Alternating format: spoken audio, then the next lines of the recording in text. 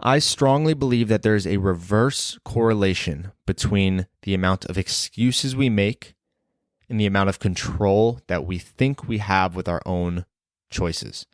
What do I mean? What I mean is that the more control we think that we have with what choices we make in our life, the less excuses we tend to make. And the less control that we think we have in what happens around us, the more excuses we tend to make. Welcome back. This is another episode of the Coach Harris Show.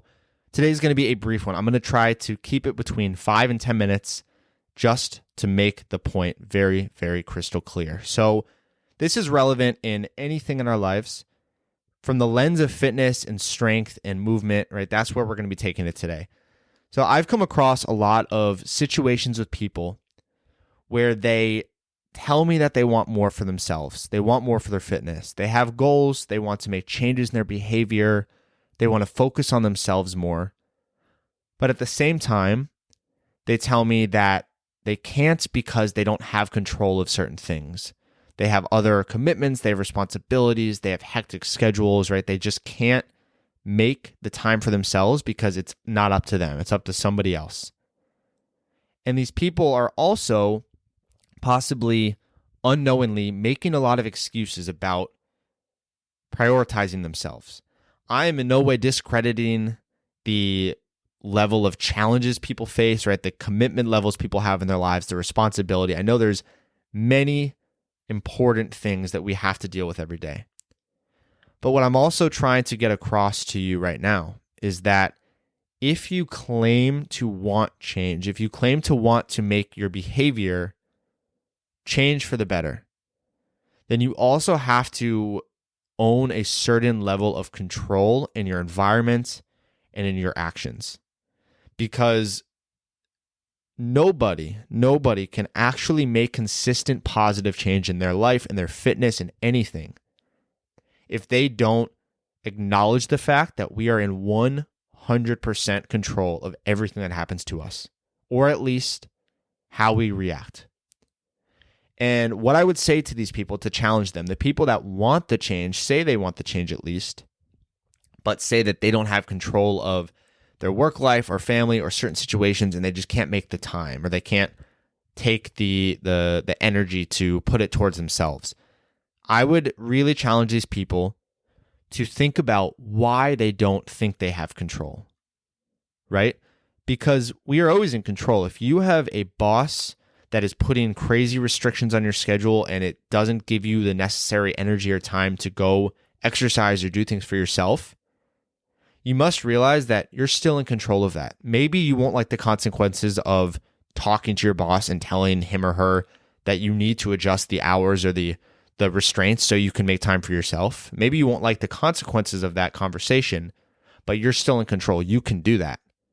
If you really, really needed the time for yourself in such an extreme way, it's an option. We are in control. It's not ultimately up to the boss or up to the spouse or up to the kids or up to anybody else, right? We are our own person, and we control the actions that we take or that we don't take. So to keep this as a very concise episode, right? If there's something in your life right now, let's keep it in the lens of fitness and habits and doing things daily that make you a stronger, fitter person, physically, emotionally, mentally, any of those things. If there's something that you want to implement into your life more, you want to build that habit and take that energy towards yourself, but you feel like you just can't right now because there's too many restrictions, too many rules, too many people telling you what you need to focus on. I want to challenge you very, very deeply on this subject. And I want you to put in the effort right now to think about who really has the control, because it's always you. And if you don't care about making the change right now enough to challenge those people or to have those conversations to get back your time and get back your energy, that's fine. That's up to you. You don't have to. But you can if you want to. There's no excuse ever as to why you can't prioritize yourself much of the day in many ways. Because when we prioritize ourselves first and foremost, when we are initially selfish with our time and energy, we can then actually be way more selfless and helpful to other people. It might be counterintuitive sometimes, right? You might think, no, the more time I spend on myself, the less I can help others. But we cannot truly help other people or do our jobs or help our families to the maximum if we are not happy with who we are, if we don't feel strong, if we don't feel healthy, if we don't feel like we are in touch with ourselves, right? At all.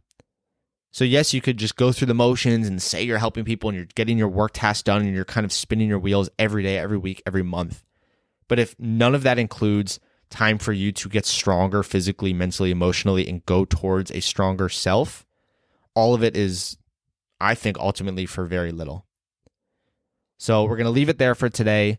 I hope this inspired you. If you have questions on this, if you don't agree with me, that's fine. I love challenging these ideas.